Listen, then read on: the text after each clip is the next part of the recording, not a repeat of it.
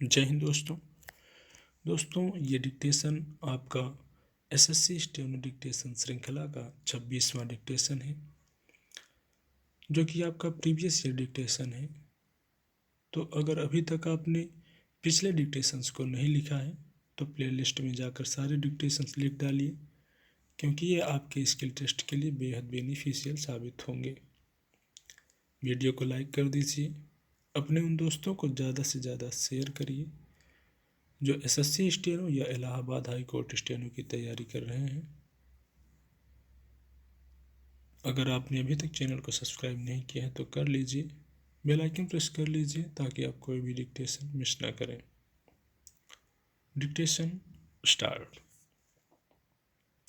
अध्यक्ष महोदय, मैं आपके माध्यम से माननीय श्रम एवं रोजगार मंत्री से जानना चाहता हूं कि क्या कारण है कि हमारे मजदूरों में अशांति फैली हुई है।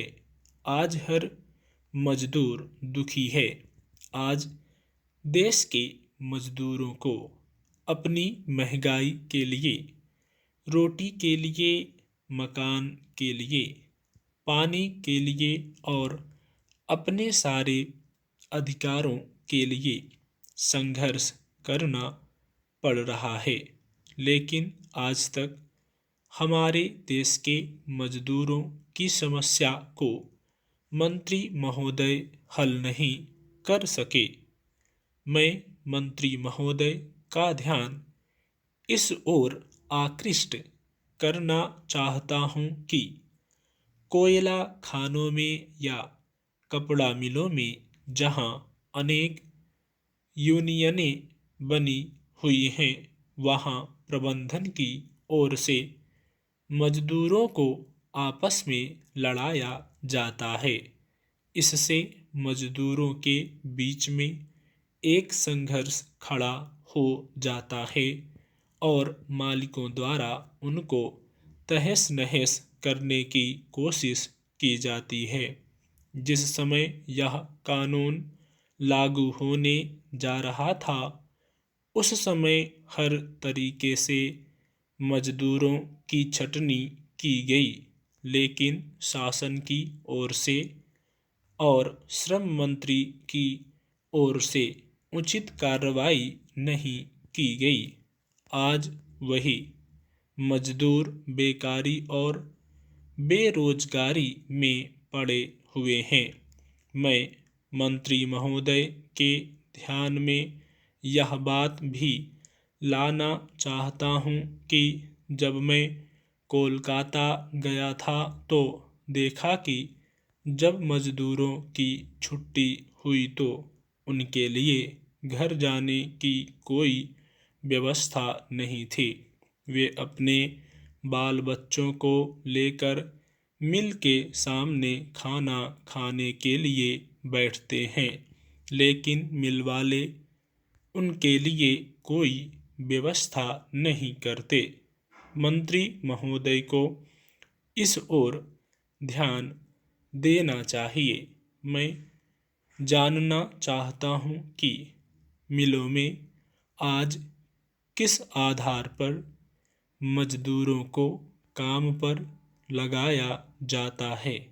इन मजदूरों को किसी प्रकार प्रोत्साहन न देकर उनको परेशान किया जाता है।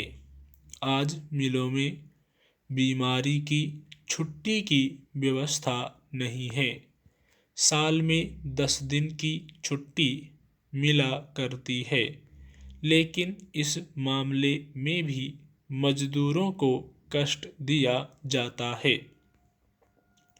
जो खाने हैं उनके बारे में यह कानून है कि अगर खान अधिक गहरी हो तो वहाँ पर आज यह लागू होता है।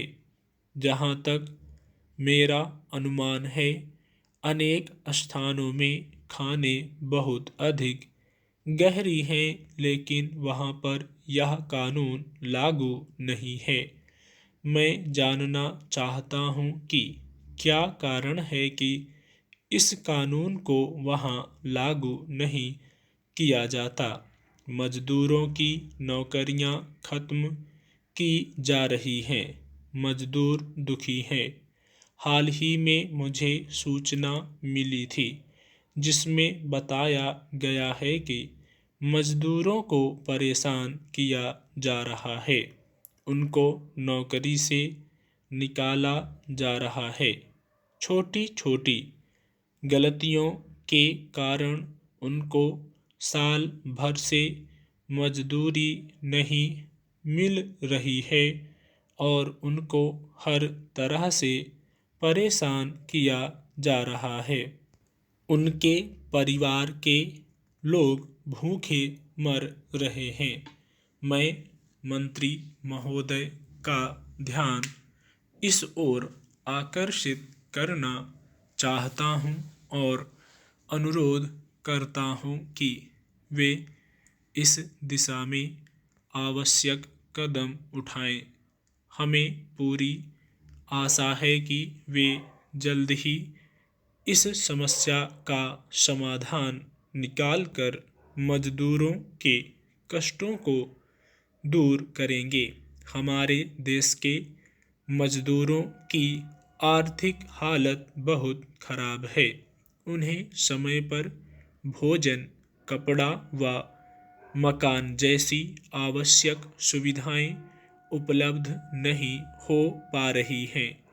यही कारण है कि भारतीय मजदूर की कार्यक्षमता घटती जा रही है। दूसरे शब्दों में यह भी कहा जा सकता है कि उनका शोषण किया जा रहा है। इस सदन में हमें मजदूरों की इन कठिनाइयों पर विस्तार से चर्चा करनी होगी, तभी हमें उनका पूर्ण समर्थन व विश्वास प्राप्त हो सकता है। अन्यथा देश के मजदूरों की आर्थिक हालत बहुत अधिक गिर जाएगी और वे किसी क्रांति के लिए विवश हो जाएंगे। माननीय वित्त मंत्री जी ने वित्त विधेयक इस सदन में पेश किया है, उसका मैं पूर्ण रूप से समर्थन करता हूं। माननीय वित्त मंत्री जी ने यह जो बजट इस वर्ष के लिए प्रस्तुत किया है वह बहुत ही अच्छा बजट है।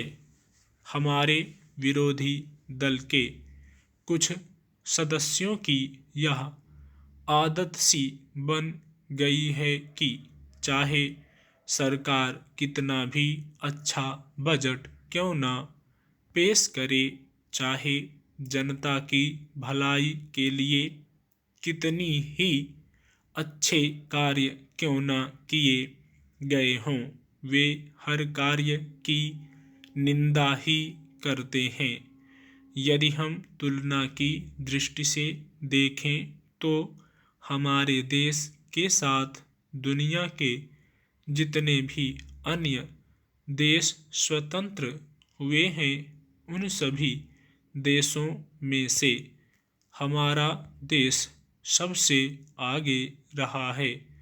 हमारे देश में समय समय पर अनेक समस्याएं रही हैं, कई बड़ी आपदाएं भी आई, लेकिन उसके बावजूद भी हम निरंतर प्रगति की ओर बढ़ते रहे हैं। हमारी प्रगति की प्रशंसा आज वे देश भी कर रहे हैं जो कि हमसे पहले स्वतंत्र हुए।